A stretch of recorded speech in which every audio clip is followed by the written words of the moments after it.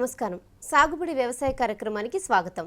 ఈ రోజు అరటి పంట సాగు విధానం, అందులో 2 అంతర పంటలతో సాగును లాభసాటిగా మార్చుకున్న రైతు విజయగాథ, ఆంధ్ర బ్యాంక్ అధికారుల ఉద్యాన పంటల విజిట్, కూరగాయల సాగులో వరంగల్ రైతు విజయగాథ గురించి వివరాలు చూద్దాం. ముందుగా అరటి పంట సాగు గురించి తెలుసుకుందాం. తెలంగాణలో అరటి సాగు చాలా తక్కువ. వరి కంటే అరటికి నీటి అవసరం ఎక్కువని, సాగులో చాలా కష్టాలుంటాయన్న అభిప్రాయం వల్లే రైతులు దీనికి దూరంగా ఉంటున్నారు. ప్రతి పంటలో లాగే అరటి సాగులోనూ రైతులకు కొన్ని సమస్యలున్నాయి.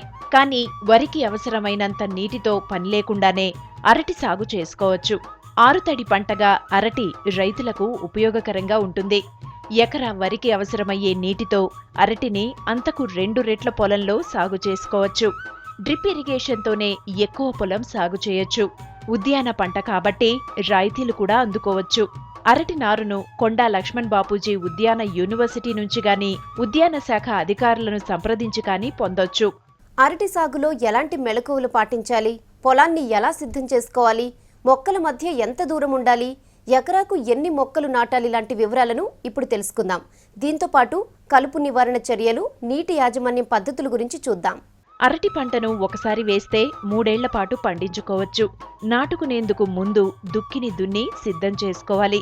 అందులో నిలువు, అడ్డు వరుసల్లో 1.5 అడుగుల లోతు, వెడల్పులో గుంతలు తీసి మొక్కలను నాటుకోవాలి. ఇప్పుడు హై డెన్సిటీ పద్ధతిలో ఎకరాలో 1100 మొక్కలు నాటుతున్నారు. నీరు వృధా కాకుండా పైపుల ద్వారా డ్రిప్ ఇరిగేషన్తో అందించాలి.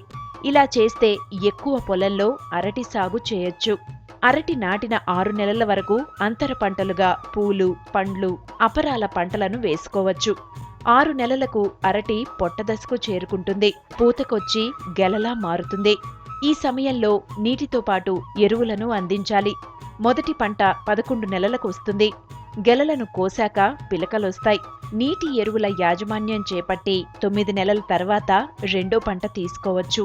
అరటి పంట చేతికి రాగానే మార్కెట్కు తరలించాల్సిన అవసరం లేదు. అరటికున్న డిమాండు వల్ల వ్యాపారులే వచ్చి కొనుగోలు చేస్తారు. కిలో 10 రూపాయల నుంచి 15 రూపాయల దాకా హోల్సేల్ రేటుంది. ఒక్కో గెల 25 కిలోల నుంచి 40 కిలోల దాకా తూగుతుంది. ఎకరా తోటలో 30 నుంచి 35 టన్నుల అరటి దిగుబడి వస్తుంది. అరటిలో అంతర పంటలకు ప్రాధాన్యముంది. మొదటి 6 నెలల్లో అంతర పంటలు వేసుకుంటే అదనంగా ఆదాయం తీసుకోవచ్చు. సమయం వృధా కాకుండా 90 రోజుల్లో కోతకొచ్చే అంతర పంటలు వేసుకుంటే 6 నెలల్లో 2 పంటలు తీసుకోవచ్చు. కూరగాయలు, పూలు, నూనె గింజలు, అపరాలు లాంటివి అనుకూలంగా ఉంటాయి. అంతర పంటల వల్ల అరటికి కలుపు సమస్య తీరిపోతుంది. మొక్కల మధ్య ఖాళీ లేకపోవడం వల్ల కలుపు పెరగడానికి అవకాశముండదు. సమయం కూడా వృధా కాకుండా అరటి వేసిన 6 నెలల్లోనే అంతర పంటలతో 2 సార్లు ఆదాయం తెచ్చుకోవచ్చు. అతనికి వ్యవసాయం అంటే ఇష్టం. ఆ ఇష్టమే ఆయనకు సాగును లాభసాటిగా మార్చింది. ఏడాదికి ఏకంగా 3 పంటలు తీసుకునేలా చేసింది. వ్యవసాయంలో మెలకువలు పాటిస్తే మంచి ఆదాయం తీసుకోవచ్చనేది ఈ రైతు ఆలోచన. అతనేం చేశారో ఓసారి చూద్దాం. ఖమ్మం జిల్లా అశ్వారావుపేట మండలానికి చెందిన రైతు గారపాటి రాంబాబు తన పొలంలో అరటి వేశాడు. అరటి పంట కాలం 11 నెలల్లో 6 నెలల వరకు 2 అంతర పంటలు వేశాడు. అందులోనూ కొత్త పద్ధతులను అనుసరించి ఆదర్శంగా నిలిచాడు. ఎకరాకు హై డెన్సిటీ పద్ధతిలో అరటి మొక్కలు నాటాడు రాంబాబు. డ్రిప్ ఇరిగేషన్ ఏర్పాటు చేసుకున్నాడు. 6 నెలల్లో 2 అంతర పంటలు లక్ష్యంగా పెట్టుకున్నాడు. మొదటి అంతర పంటగా బంతి తోటను వేశాడు. ఎకరాకు 7 టన్నుల పూల దిగుబడి తీసుకున్నారు. ఖర్చులు పోను 3 లక్షల ఆదాయం వచ్చింది. రెండో పంటగా క్యారెట్ వేశారు. అందులోనూ ఖర్చులు పోను 70,000 ఆదాయం పొందారు. బంతి, క్యారెట్ అంతర పంటలతో మొత్తంగా అరటి పంట పెట్టుబడి 6 నెలలకే తిరిగి వచ్చేసింది.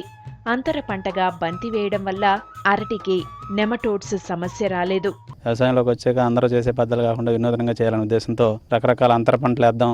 ఒకటే పంట కాదు, ఈ సంవత్సరం పండించి దానికోసం చూసి దానికంటే మధ్యలో అంతర పంటలు వేసి ఆదాయాలు తీసుకోవాలనే ఉద్దేశంతో ఈ సంవత్సరం నుంచి మొదలుపెట్టాను. ఈ ప్రయోగాత్మకంగా చేశాను. అన్నీ బాగానే ఆదాయం వస్తున్నాయి. 10 మందికి ఉపాధి కలిపేసి ముందు బంతేసాను. మన ఏరియాలో అందరూ కొత్తగా ఉన్నా సరే ప్రయత్నించి బంతేసి దాంట్లో సక్సెస్ అయ్యాను. 4 ఎకరాల మీద 6 లక్షల ఆదాయం తీశాను. ఆ బంతే అవ్వకుండానే అక్టోబర్లో జీనియన్ వెరైటీ అరటి వేశాను. అరటిలో బంతి అయిపోగానే దాన్ని అరటిలో దొయ్యల్లో కప్పెట్టేసి దాంట్లో ఎరువు వేసి బెడ్లా తయారు చేసి బంతి అయిన 20 రోజుల్లోనే క్యారెట్ చల్లడం జరిగింది. క్యారెట్ కూడా ఇప్పుడు మళ్ళీ ఆదాయం వస్తుంది. 3 నెలల్లో ఇది పీక్ అయ్యగలిగాం. అంటే 6 నెలలు అయ్యేటప్పుడు 2 పంటలు తీయగలిగాం. అరటి అవ్వకుండానే మనం 2 పంటలు ఆదాయం తీయగలిగాం. ఇప్పుడు ఇంకొక 5 నెలల్లో ఈ అరటి కూడా ఆదాయం అయిపోద్ది. అదే జనరల్గా అరటి వేస్తే సంవత్సరం వరకు దీన్ని ఖాళీగా ఉంచాల్సి వచ్చేది. అలాంటి దాంట్లో 2 పంటలు తీయటం అయింది. ఏడాదిలో ఒక దీర్ఘకాల పంట వేశారు. మొదటి 6 నెలల్లో 2 స్వల్పకాల అంతర పంటలతో ఆదాయాన్ని తీసుకున్నారు. ఇదే మాదిరిగా చెరుకు పంట వేసుకున్నారు రాంబాబు. చెరుకులో అంతర పంటగా అల్లం సాగు చేస్తున్నారు. ఆయన అన్ని వ్యవసాయాలు వేస్తారండి. 6 నెలల్లోనే 5 పంటలు పండించారండి. క్యారెట్, అరటి, మామూలు బంతి ఇవన్నీ. మేము 20 మంది దాకా వస్తామండి డైలీ. పాలేరులో ఒక 10 మంది ఉంటారండి. ఆస్వరపేటలో ఆదస్తమూర్తిగా రైతుగా మాకు బాగా నిర్ణయిస్తున్నారండి. కూరగాయలు, ఆకుకూరలు అన్నీ పండిస్తున్నారండి. ఫస్ట్ పచ్చడి చేసామండి. దాని తర్వాత ఇది బంతి పువ్వులు వేసాం. తర్వాత క్యారెట్ వేసామండి. దాని ఇప్పుడు ఈ 3 పంటల వల్ల మేము వర్కర్స్ కూడా అందరికీ పనులు చూపిస్తున్నామండి. ఆదాయం కూడా బాగానే వస్తుందండి. చూసారుగా, ఆలోచన ఉంటే అంతర పంటలతోనే పెద్ద ఆదాయాన్ని అందుకోవచ్చు. మెలకువలతో సాగు చేస్తే వ్యవసాయం పండగే అని కొందరు రైతులు నిరూపిస్తున్నారు.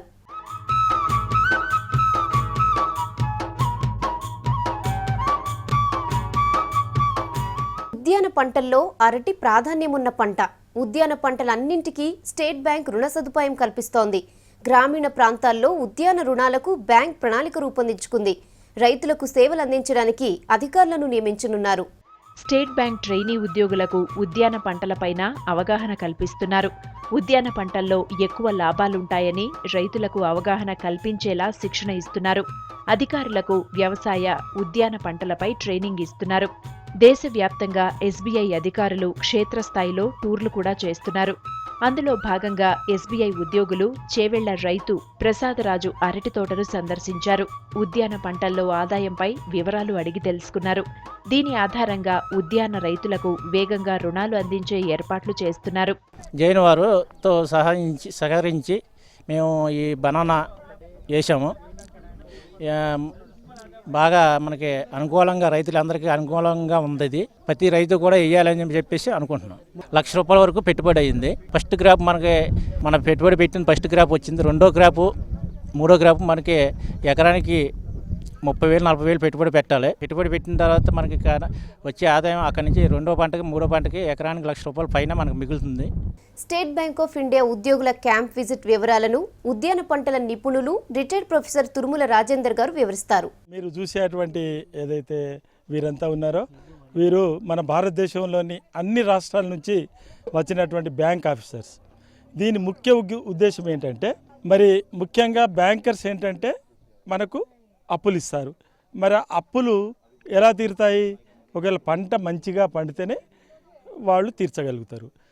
ఈ ఆఫీసర్స్కి అందరికీ ఒకలాంటి విశ్వాసం కలగజేయాలనే ఉద్దేశంతో స్వయంగా రైతు ఎలా చేస్తుండనే విషయాన్ని మేము మాట్లాడకుండా వారినే మాట్లాడమని, రైతుని మాట్లాడమని చెప్తున్నాం. మన భారతదేశంలోని ఏదైనా కూడా మనకిప్పుడు డబ్బులు రావాలంటే కేవలం పండ్ల తోటలు పెట్టాలి. పళ్ళ తోటలలో నెంబర్ 1 దానిమ్మ, రెండవది అరటి. అరటి అంటే మీకు తెలుసు, అరటిని మన పురాణాలలో కూడా మరి కల్పవృక్షం అని అన్నారు. ఈ కల్పవృక్షం కాబట్టే ఇది కల్పవృక్షమా కాదనేది ఈ ఆఫీసర్స్ అంతా చూశారు. దీంట్లో నాకు చాలా సంతోషం ఏంటంటే, వీళ్ళంతా యువకులంతా ఈ జాబ్ ఎందుకు, మేము పోయి ఇంటికాడ వ్యవసాయం చేస్తాం అనే తీరుగా మాట్లాడుతుంటే ఇది చాలా సంతోషమైన విషయం. ఉద్యాన పంటల్లో దానిమ్మ, అరటి ముఖ్య పంటలుగా గుర్తించామని రాజేందర్ చెప్తున్నారు. వీటిలో మంచి దిగుబడులున్నాయని చెప్పారు. And since the coordinate of these 2 batches that are trainee officers batch, we are here for that. The main important thing is to show what is there exactly in the field and how the banana crops or how the horticultural crops are developed. Thereby they will be gaining the experience, and here it has been told to them that what is the cost of cultivation required for the particular crop and what yield they are getting it. Thereby they can get what income a farmer can get from the horticultural crop. It is very true that horticultural crops are giving much more yield, and that's why we request our participant to go for horticulture development and give the maximum loan for the activities of banana cultivation, then pomegranate, mango cultivation, etc. crop. The maximum loan to the farmers who aspire for the production of these all fruit crops. ఏ పంటకు ఎంత ఖర్చవుతుందో రాబడి అంచనాలను బట్టి రుణాన్ని ఇస్తామన్నారు SBI trainee officer JP Varma. Field visit is seeing is believing. Once the participants coming from different parts of the country, they see how the cultivation takes place and what is the cost involved therein. They will be in a better position to take conscious decision to finance under investment credit for horticultural crops.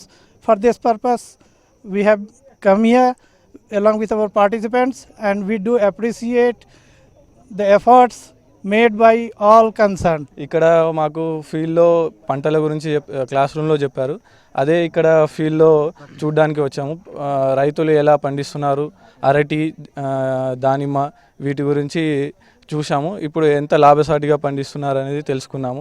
దీంతో మనకి ఒక ఎకరానికి మొత్తం 4 లక్షల turnover వస్తుంది. 2 లక్షలు దాంట్లో ఖర్చు తీసేసినా కూడా ఇంకా 2 లక్షలు మిగులుతుంది. ముఖ్యంగా ఈ జైన్ ఇరిగేషన్ వాళ్ళ సహాయంతో రైతు దీన్ని చాలా లాభసాటిగా పండించారు. రైతులు వాణిజ్య పంటలు సాగు చేసి నష్టాల పాలవుతున్నారు. ఎక్కువ పెట్టుబడులు పెడుతూ చివరికి ఆశించిన లాభాలు రాక దెబ్బతింటున్నారు. మరికొందరు తక్కువ నీటితో ఆరుతడి పంటలపై దృష్టి పెడుతున్నారు. తక్కువ పెట్టుబడితో కూరగాయల సాగు చేసి మంచి లాభాలు అందుకుంటున్నారు. పెద్ద పెట్టుబడులతో వ్యాపార పంటలు వేసి అప్పుల పాలయ్యే కంటే తక్కువ ఖర్చుతో ఆరుతడి పంటలు మేలనుకుంటున్నారు రైతులు. వరంగల్ జిల్లా దేవర్నపేట గ్రామ రైతు బుచ్చిరెడ్డి ఒకప్పుడు పత్తి, మిర్చి లాంటి వ్యాపార పంటలు పండించి నష్టాల పాలయ్యారు. దీంతో తక్కువ పెట్టుబడితో కూరగాయల సాగును నమ్ముకున్నారు. ఊహించిన దానికంటే ఎక్కువ లాభాలు సాధించి తోటి రైతులకు మార్గం చూపించారు. బుచ్చిరెడ్డి 20 సంవత్సరాల నుండి కూరగాయ పంటలు పండిస్తూ లాభాలు అందుకుంటున్నారు. తోటి రైతులను కూడా కూరగాయ పంటలు వేయాలని చెబుతున్నాడు. ఈ పంటకు నష్టాలు రావని వివరిస్తున్నాడు. ఈ సంవత్సరంలో కూరగాయల ఈ అన్ని పంటల కంటే ఈ సంవత్సరం కూరగాయ పంటలు పెట్టిన వాళ్ళంతా అదృష్టవంతులు ఇవ్వగలిగారు. ఎప్పుడు కూరగాయలకు 10 రూపాయల కంటే ఎక్కువ ఉన్నది అంటే రైతుకు ఒక ఎకరంలో 60 నుంచి 1,00,000 రూపాయలు కట్టుకోవాల్సిందే లాభం, ఖర్చులు పోను. రోజుకు 1,500 యావరేజీలు వస్తుంది ఇప్పటి వరకు. అంటే దగ్గర ఒక 35 నుంచి 40 వేలు వచ్చినాయి. ఈ పద్ధతి ప్రకారంగా ఈ దినంలో వస్తుంది. 15 ధర ఉన్నది కాబట్టి వస్తుంది. నాకే కాక రైతులకు వస్తుంది. 20 ఏళ్ళు అనుకో, అప్పటి నుంచి కూరగాయల సాగులు ఎందుకంటే లాభం అనేది ఉండి అప్పటి నుంచి ఎత్తు ఈ ఊరంతా పోను వేరే ఊళ్ళల్లో వేయించుకుంటూ కూరగాయల సాగులో మంచి లాభం ఉన్నదని నాతో పాటుగా 100 మంది వేరే జిల్లాల సుత ఆల్ ఇండియా రేడియో నుంచి సుత వాళ్ళకు సలహాలు ఇచ్చి ప్రతి రైతును పండించి కూరగాయల మంచి లాభం పొందాలని నేను పొందుతాను. కాబట్టి చాలా 100 మందికి నేను సలహాలు ఇచ్చి లాభం పొందుతాను. టమాటా 3 నెలలకు మనం కాయలు తెంపుతాం. ప్రతి ఒక్క పంట 3 నెలలకు మనకు వస్తుంది. మా ఊళ్ళో నాతో పాటుగా అంటే మా ఊరంతా ఎత్తాను. మా చుట్టుపక్కల ఊళ్ళల్లో సుత వేస్తా, వేరే జిల్లాలలో సుత ఏ సీడు ఉద్యాన శాఖకు వస్తే తక్కువ ధరల ప్రతి రైతుకు ఫోన్ చేసి చెప్పి నాతో పాటుగా 1000 మందికి సలహాలు ఇప్పిస్తూ రైతులకు ఎప్పుడు ఏ పంట పండితే ఇప్పుడు ఇది పెట్టుకుంటే పండుతుందని రైతులకు సూచన ఇచ్చి చాలామందిని ప్రోత్సహించి కూరగాయలు పెట్టిస్తూ దీనివల్ల రైతులకు ఒక్క నష్టపడేది ఎప్పుడంటే అగ్గు ఉన్నప్పుడు తప్ప. ఈ అగ్గు ఉన్నప్పుడు ఒక టమాటే డౌన్ ఉన్నప్పుడు ప్రభుత్వం స్టోరేజీలు చేసి కనుక ఆదుకుంటే రైతు ఎప్పుడు నష్టపోడు. కూరగాయల మంచి లాభం ఉంటుంది, మంచిగా చేస్తారనేది ఒక మాకు. శాస్త్రీయ పద్ధతుల్లో సాగు చేస్తే కూరగాయలు మంచి ఆదాయాన్నిస్తాయని చెబుతున్నారు బుచ్చిరెడ్డి. ఒక్కసారి రేటు తక్కువైనా మొత్తం మీద లాభాలు అందుకోవచ్చని చెబుతున్నారు. కూరగాయల విత్తనాల సరఫరా, పంట సాగుపై ఉద్యాన శాఖ రాయితీల గురించి గ్రామ రైతులకు చెబుతున్నారు బుచ్చిరెడ్డి. 10 గుంటల భూమిలో ఆయన సాగు చేస్తున్నారు. బయట మార్కెట్లో విత్తనాలు కొనకుండా స్వయంగా విత్తనాలు చేసుకునే విధానాన్ని తోటి రైతులకు కూడా నేర్పించారు. సేంద్రియ ఎరువులు వాడి మంచి లాభాలు సాధించిన బుచ్చిరెడ్డిని వ్యవసాయ శాఖ అధికారులు ఆదర్శ రైతుగా గుర్తించి అవార్డిచ్చారు. మధ్యన మేము కూరగాయలకు దేవనపేట గ్రామంలో చాలా మంది రైతులు కూరగాయలకు సాగు అనుకూలంగా ఉన్నదంటే మార్కెట్లు కూడా ధర మనకు 20-30 రూపాయలు కూరగాయల ధరలు ఉంటేనే మనకు మార్కెట్ రైతుకు గిట్టుబాటు ధర అవుతుంది. వాణిజ్యపరంగా అయితే ఆ పంటల కంటే ఈ కూరగాయల పంటలు చాలా మనకు రైతులకు లాభదాయకంగా ఉంటాయి. టమాటా అంటే ఇక మనకు ఇప్పుడు ఈ టైంలో టమాటా ఉంటే లాభదాయకంగా ఉంటుంది. వాణిజ్య పంట కంటే ఇప్పుడు లాభం ఉంటుంది. బుచ్చిరెడ్డి సాధించిన విజయాన్ని అక్కడితో ఆపలేదు. తన అనుభవంతో జిల్లా వ్యాప్తంగా రైతులకు అవగాహన కల్పిస్తున్నారు. ఆరుతడి కూరగాయలతో రోజుకు 1500 రూపాయల ఆదాయం వస్తుందని చెప్తున్నారు. ఆయన ఆదర్శంతో అనేక మంది రైతులు కూరగాయలను సాగు చేస్తున్నారు. బుచ్చిరెడ్డి బాటలో రైతులు నమ్ముకున్న కూరగాయల పంటలు వారికి లాభాలు తెచ్చిపెడుతున్నాయి. కూరగాయలకు ధర బాగుంటే ఖర్చులు పోను నెలకు 30,000 దాకా ఆదాయం వస్తుందంటున్నారు.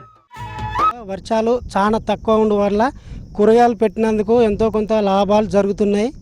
కాబట్టి కూరగాయలలో కూడా బెండకాయ, సొరకాయ, బీరకాయ, టమాటా మాత్రం మంచిగానే వస్తున్నాయి. వర్షాలు లేక నీళ్ళు కూడా చాలా తక్కువతోటి కూరగాయలు రావడం జరుగుతుంది. అందులో ఈ సంవత్సరంలో మక్కలు కానీ వరి కానీ నీళ్ళు లెక్క ఎక్కువ రాలేదు. పత్తి కూడా కూరగాయలతోటి ఎంతో కొంత బాగుపడడం జరుగుతుంది. నాకు ఇప్పుడు ఒక 20 గుంటలు బెండ చెట్లు పెట్టాను. ఒక 10,000 పెట్టుబడి అయింది. దాని మీద ఒక 50,000 లాభం వచ్చింది బెండ చెట్లకు. టమాటా కూడా ఓ 7-8 టమాటా కూడా ఖర్చు పెట్టాను. అది కూడా 50,000 60,000 వచ్చింది. పత్తి కంటే చాలా నయంగా ఉన్నది. కూరగాయలలోనే పత్తికి వరికి అంటే చాలా నయంగా కూరగాయల విషయంలో ఉన్నది. బాగున్న లాభే ఉంటుంది, బయట పోసిన లాభే ఉంటుంది. పోయినసారి కంటే ఈసారి లాభాలు ఎక్కువనే ఉన్నాయి కూరగాయలలో. ప్రతి కూరగాయకు 20 రూపాయల కిలో తక్కువ ఏది లేదు ఊళ్ళోనే. నేను పోయి అమ్మాలంటే 30-40 రూపాయల కిలో అమ్ముతుంది. టమాటా వేసిందంటే 1,00,000 రూపాయలు ఈజీగా వస్తాయి ఈ రోజులలో. కూరగాయల పంటలు వేసుకుంటే రోజు డబ్బులొస్తాయి, కుటుంబ అవసరాలకు సరిపోతాయంటున్నారు రైతులు.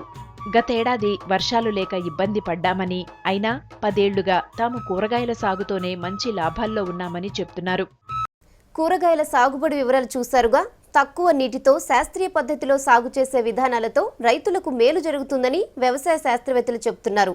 మరో సాగుబడి కార్యక్రమంలో మళ్ళీ కలుద్దాం. నమస్కారం.